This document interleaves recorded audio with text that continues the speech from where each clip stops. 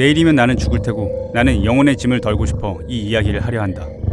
유년 시절부터 나는 순하고 인정 많기로 유명했는데 마음이 어찌나 여린지 친구들의 놀림감이 될 지경이었다. 나는 특히 동물을 좋아해서 부모님께서 온갖 애완동물을 아낌없이 구해주셨고 대부분의 시간을 이 애완동물들과 함께 보냈으며 이들을 어루만질 때가 제일 행복했다. 나는 일찌감치 결혼을 했고 성격이 잘 맞는 아내를 만나 행복했는데 내가 동물을 좋아하는 것을 알게 된 아내는 지체 없이 몹시 마음에 드는 녀석들을 구해왔다.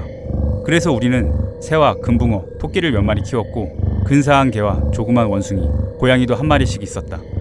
이 고양이는 덩치가 아주 크고 우아한 녀석으로 온몸이 새카맣고 놀랄 만큼 명민했다. 녀석의 총명함을 이야기하다 보면 미신에 적지 않게 물들어있던 아내는 검은 고양이는 다 마녀가 변신한 것이라는 옛 통설을 넌지시 들먹이곤 했다. 그 고양이의 이름은 플루토였는데 내가 총애하는 동물이자 놀이동무였다. 녀석의 밥은 나만 줬고 내가 집안 어디를 가든 내 뒤를 종종 따라다녔다. 우리의 우정은 이런 식으로 몇 년 동안 지속되었지만 그 사이 내 기질과 성격은 무절제한 음주라는 악마로 인해 나쁜 방향으로 철저히 변해갔다. 날이 갈수록 신경질적이고 남의 감정 따위는 개의치 않는 사람이 되었고 아내에게 폭언을 퍼붓는 지경이 되었다. 결국에는 손찌검까지 했다. 당연히 동물들도 희생양이 되었는데 난 녀석들을 방치하였을 뿐만 아니라 학대했다. 하지만 우연이든 반가워서든 앞에서 알짱거리는 놈들에게는 가리지 않고 행패를 부렸으면서도 플루토에게만은 폭력을 자제할 정도로 애정이 남아있었다. 그렇지만 알코올 중독이 심해지면서 점점 플루토마저 짜증과 폭력의 대상이 되기 시작했다. 술집에서 고주망태가 되어 돌아온 어느 날 밤 녀석이 나를 슬금슬금 피하는 느낌이 들었다. 놈을 덥석 잡아채자 놀란 녀석이 이빨로 내 손을 살짝 물어버렸다. 순간 악마와도 같은 분노가 나를 집어삼켰고 나는 주머니에서 나이프를 꺼낸 다음 그 가엾은 짐승의 목을 움켜잡고 한쪽 눈알을 눈구멍에서 유유히 도려냈다. 아침이 되자 내가 저지른 악행이 떠오르며 공포와 후회가 뒤섞이는 심정이 들었지만 그래봤자 미약한 감정이었을 뿐 나는 또다시 무절제한 폭음에 빠져들었고 그 악행의 기억은 와인 속에 묻어버렸다. 그러는 동안 고양이는 서서히 회복되었고 눈알이 없는 텅 빈 구멍은 소름 끼치게 끔찍했지만 더 이상 고통스러워 보이지는 않았다. 녀석은 예전과 같이 집안을 어슬렁거렸지만 예상 가능하게 내가 다가가면 경기를 일으키며 주랭랑을 쳤다. 예정이 남아있던 터라 그렇게 끔찍이 따르던 녀석이 나를 대놓고 싫어하니 마음이 아팠다. 하지만 이런 심정도 곧 짜증으로 바뀌더니 심술이 슬슬 발동하기 시작했고 급기야 나는 그 죄 없는 짐승에게 가했던 악행의 종지부를 찍고야 말았다. 어느 날 아침 나는 비정하게 녀석의 목을 올가미에 걸고 나뭇가지에 매달았다. 녀석이 나를 얼마나 따랐었는지 알고 있었기 때문에 내게 어떤 잘못을 하지 않았기 때문에 나는 눈물을 철철 흘리면서 쓰디쓴 양심의 가책으로 용서받을 수 없는 죄를 짓고 있다는 것을 느끼며 매달았다. 이런 잔혹한 짓을 저지른 날 밤 나는 불이야! 하는 고함 소리에 잠에서 깼다. 침대 커튼이 화염에 불사여 있었고 온 집안이 활활 타오르고 있었다.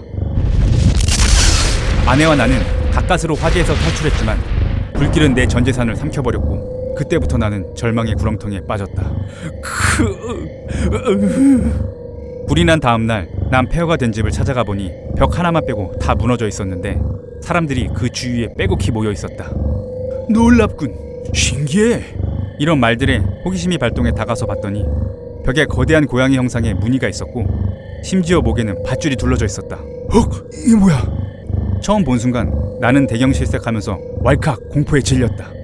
하지만 생각을 더듬어 정신을 수습해본 결과 내가 고양이를 매단 곳은 집 근처 공원이었고 불이야 소리가 나자마자 사람들이 공원에 몰려들었을 것이 분명한데 그중 누군가가 고양이를 나무에서 끌어내려 나를 깨우려는 의도를 가지고 열린 창문 너머로 고양이를 던졌던 게 틀림없다.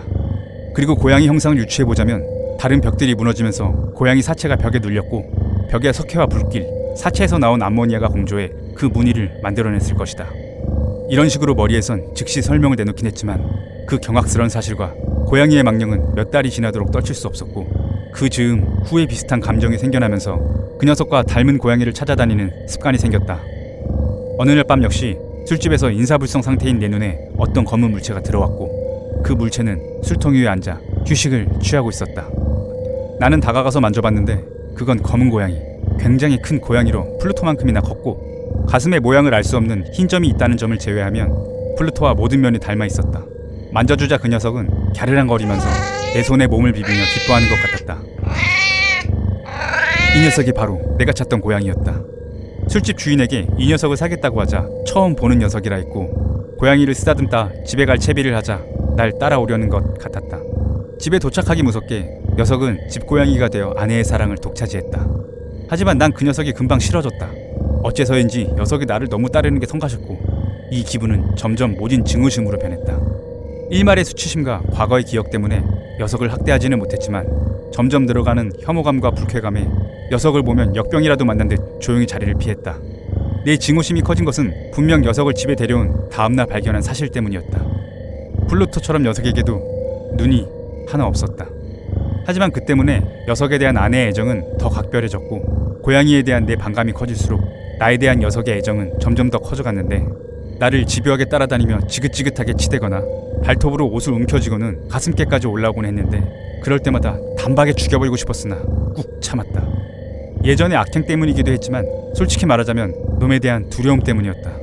이런 중죄인이 감옥에서 이야기하긴 부끄럽지만 앞에서 말했던 녀석의 가슴에 있던 흰점이 아무리 봐도 무시무시한 것이었는데, 그 모습이 너무 소름 끼치고 두려워 그 괴물이 진저리 치기 싫었다. 그것은 공포와 범죄, 고통과 죽음으로 얼룩진 교수대의 모습이었다. 정말이지 내가 느낀 불행은 단지 인간이 느낀 불행과는 비교도 할 수 없었다. 한낱 짐승 주제에 내가 멸시하며 죽여버린 놈과 같은 고양이 주제에 하느님의 형상을 따라 만들어진 인간인 내게 대적하다니, 밤이건 낮이건 내게 더 이상 휴식의 축복이라곤 없었다. 낮에는 한시도 나를 홀로 내버려 두지 않았고, 밤엔 악몽으로 내 가슴을 짓누르고 있었다.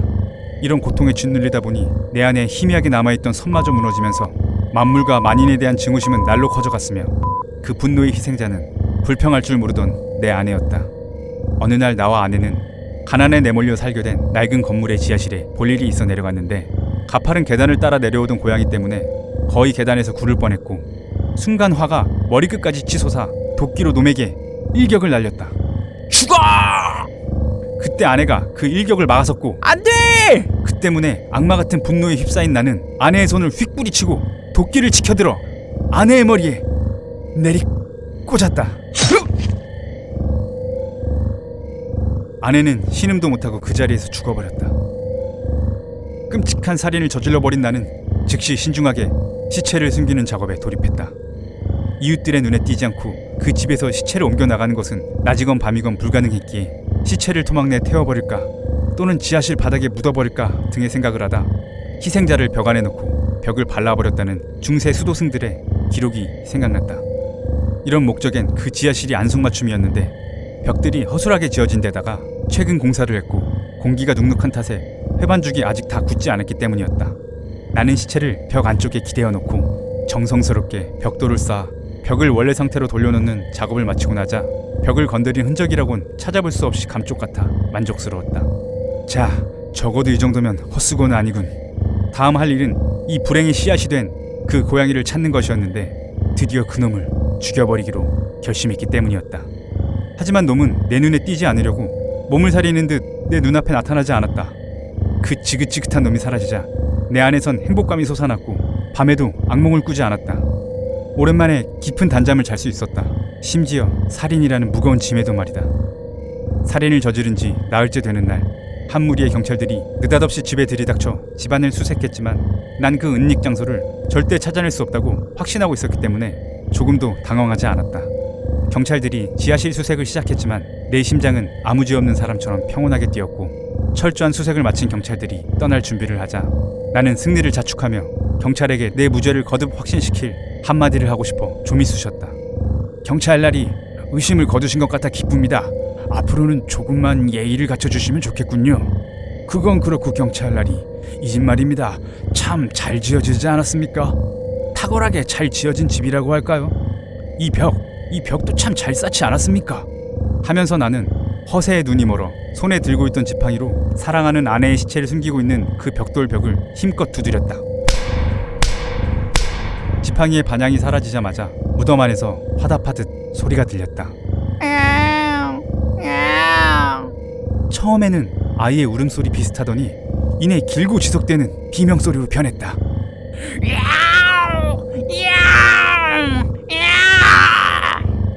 공포와 승리의 함성이 뒤섞인 소리였다.